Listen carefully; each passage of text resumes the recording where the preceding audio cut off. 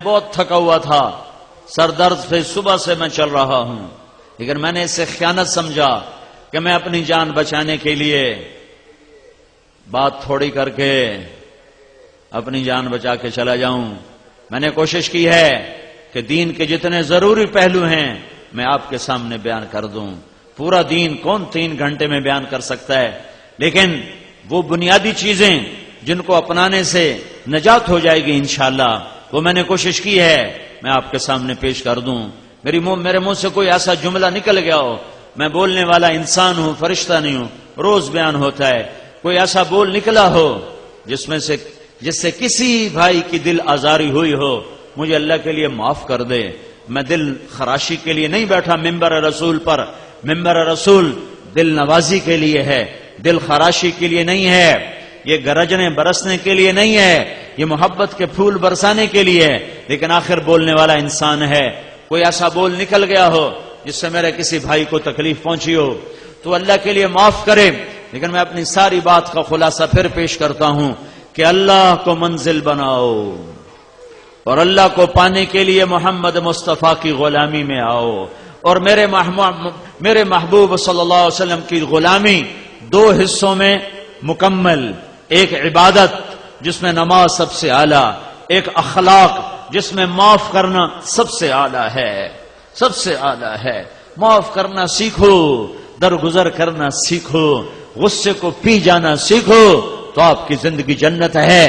یہ پیغام زندگی ساری دنیا کے انسانوں تک پہنچانا یہ میرے آپ کے ذمے ہے۔ تبلیغ کا کام کوئی جماعت نہیں ہے کہ ہم آپ کو تبلیغی جماعت کا ممبر بنانا چاہتے ہیں، تبلیغی جماعت کا ووٹر بنانا چاہتے ہیں۔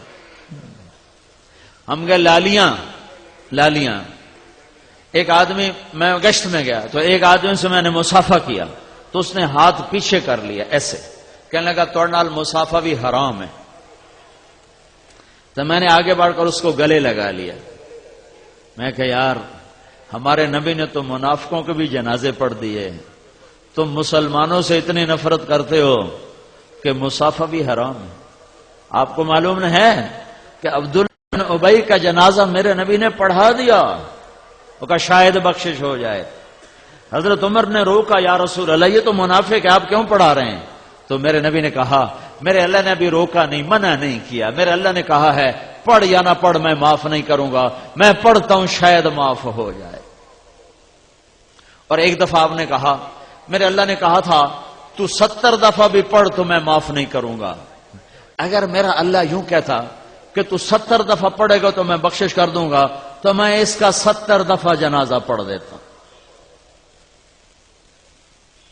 کہ میں اس کو میں کہا بھائی کوئی غلط فہمی ہوگی آپ کو، ہم بھی آپ کے مسلمان بھائی ہیں اور اللہ پاک کی نسبت سے آپ سے ملنے آئے ہیں بھائیو، اللہ کی محبت میں آپ سے ملنے آئے ہیں بھائی، ہماری کوئی تھوڑی بات ہی سن لو۔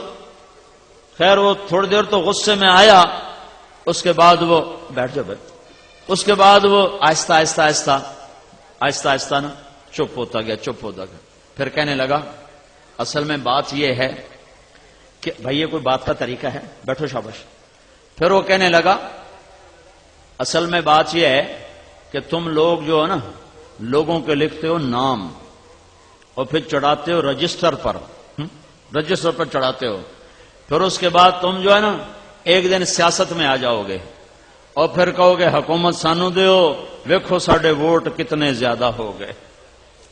تو مجھے کبھی کبھی خیال آتا ہے اگر وہ زندہ ہو تو میں اس کو جا کے ملوں کہ 30 سال تا ہو گئے حالی تائیں تسی سیاست چاہے کوئی نہیں۔ تو بھائی تبلیغ نہ کوئی سیاسی تعبیر ہے، نہ کسی فرقے کی نمائندہ ہے،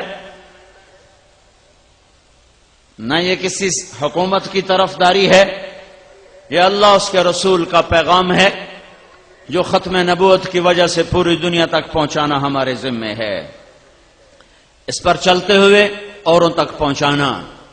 روزمرہ کی زندگی میں نماز زندہ کرو، اس زبان کو غیبت سے بچاؤ، ماں بیٹی بہن کی گالی سے بچاؤ، لوگوں کی پگڑیاں اچھالنے سے بچاؤ، اور لوگوں کو عزت دو چاہے بے عزت ہونا پڑے، لوگوں کو اونچا کرو چاہے نیچا ہونا پڑے۔ اللہ کی قسم اللہ تمہیں اونچا کر کے دکھا دے گا۔ تو میرے بھائیوں، اس تبلیغ کے کام کو سنجیدگی سے لو، انسانیت کے رخ پھر گئے ہیں۔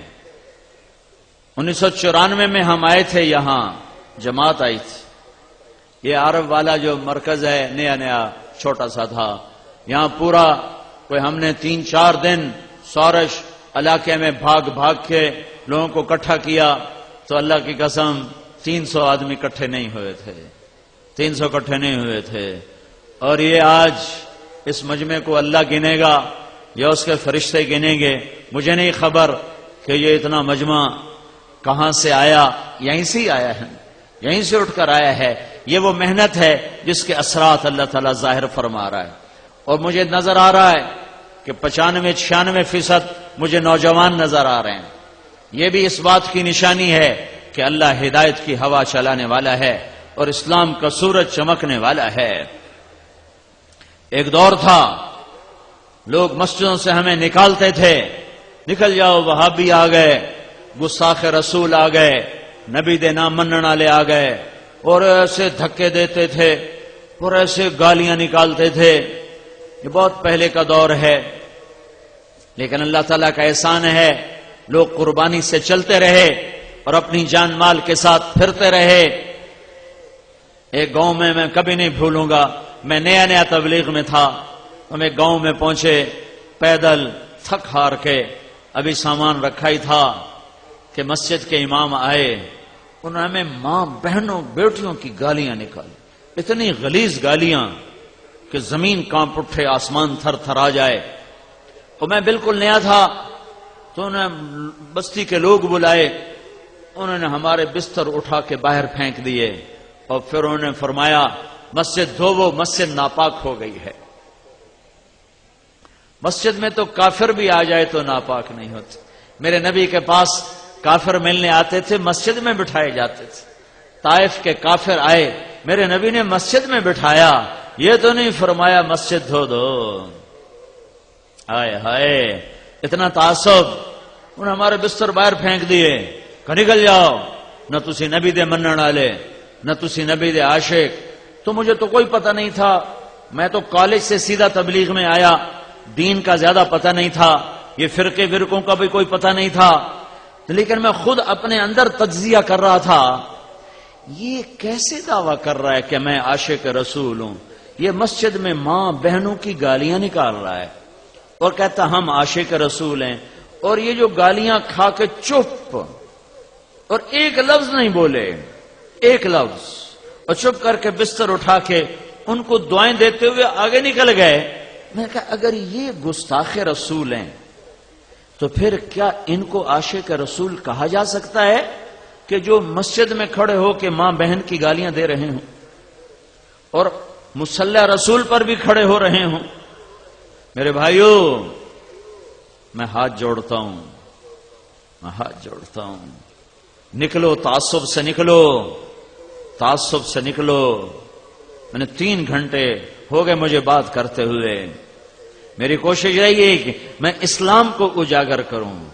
فلانا بھیڑا ہے، ہم چنگے ہیں، اسا چنگے ہیں تو بھیڑن، اسا سچے ہیں تو کوڑن، اسا حق تھے تو باطل تھے، اسی عاشق تھے گستاخ۔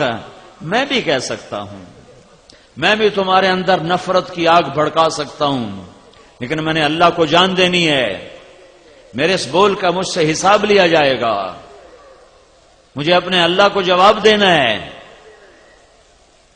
امت کو توڑنے والا بول، امت کو توڑنے والا بول، یہ تو میرے بھائیوں کلمہ کفر کے قریب چلا جاتا ہے۔